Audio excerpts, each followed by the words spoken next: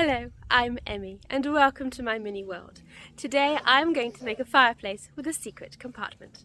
This is the Great Hall in my daughter's dollhouse mansion. It is heavily inspired by the stories of Brambly Hedge, a series of books about little mice who lived in hollowed out trees and tree trunks. The fireplace in particular is inspired by the fireplace in the Great Hall of Old Oak Palace, which features in the Secret Staircase story. This is our copy of Brambly Hedge. It is my daughter's favourite book and she adores all 8 stories about the mice and their little adventures. And this is the Great Hall, and this here is the fireplace that I am trying to replicate as much as possible. This evening I'm tinkering with the fireplace in the Great Hall of the mansion that I'm making for my daughter's Sylvanians. I say tinkering, I should really probably say battling, because my daughter has had a new idea and she's decided that she would like a sort of a priest's hole or a hidey hole in the back of the fireplace where her baby Sylvanians can go and hide. I think I have just about sorted out a solution, and if I take you with me, I go over the top. This is the fireplace here, and this then is behind the back wall of the mansion. And then this is the chimney flue. And then if I show you very carefully, because it is very wobbly, it's not stuck down at all, here is my opening secret wall. And here is my helper tonight, Emmerdale, I believe her name is. I never watched Emmerdale myself, but I think the name is hilarious, and I think whoever thought of that was a genius. And she's ready to go. In you go, like that. Wonderful.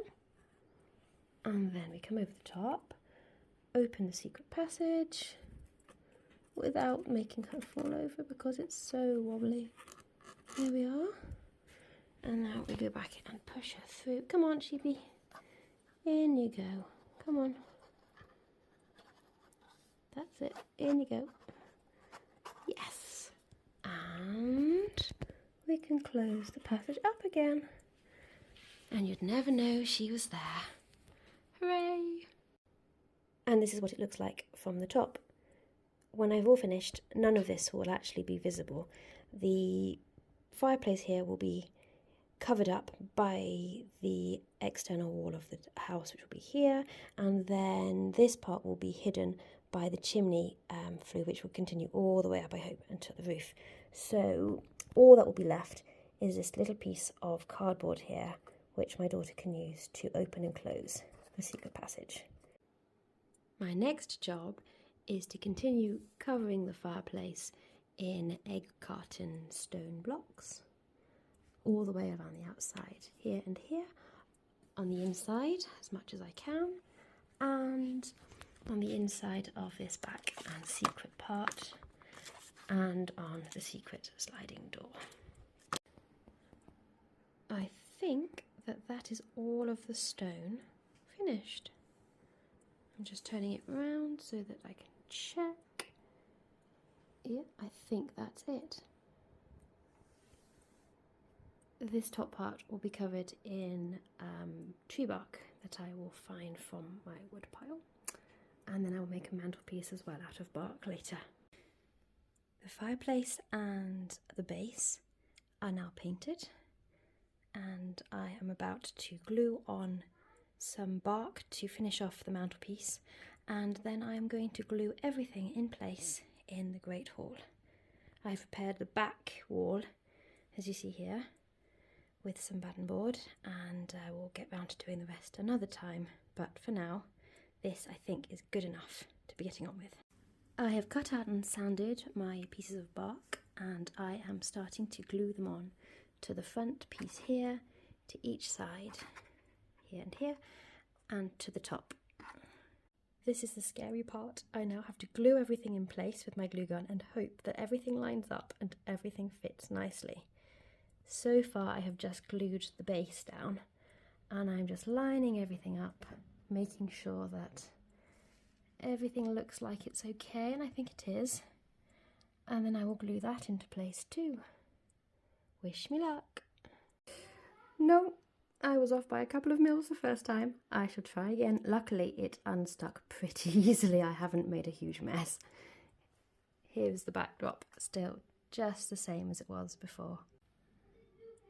I think that this is going to have to do. It's almost perfect, but I can very, very easily, I think, touch up the little bits that haven't quite lined up when I'm closing the gap between the front and the back. Anyway, if you see, I've got a raw edge.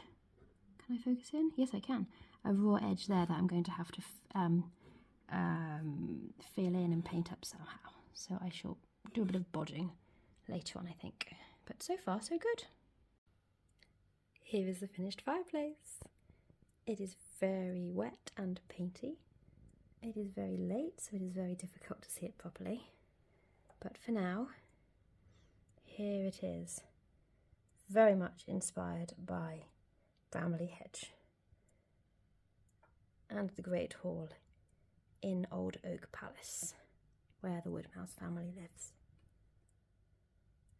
We will see in the morning if the hidey hole still works and if the little Sylvanian babies can still hide easily in the little nook.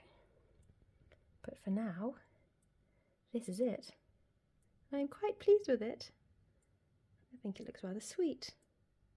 It is now the afternoon and much brighter in here, so here is the fireplace in all its glory, with little Emmerdale poking her head out of the secret compartment in the back.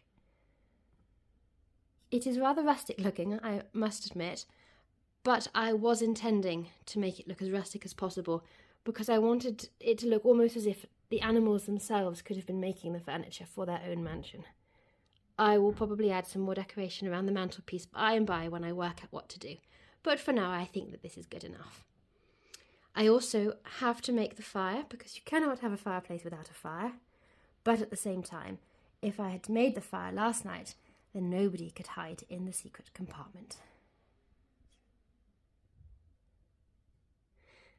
That's all from me today then. Thank you very, very much for watching.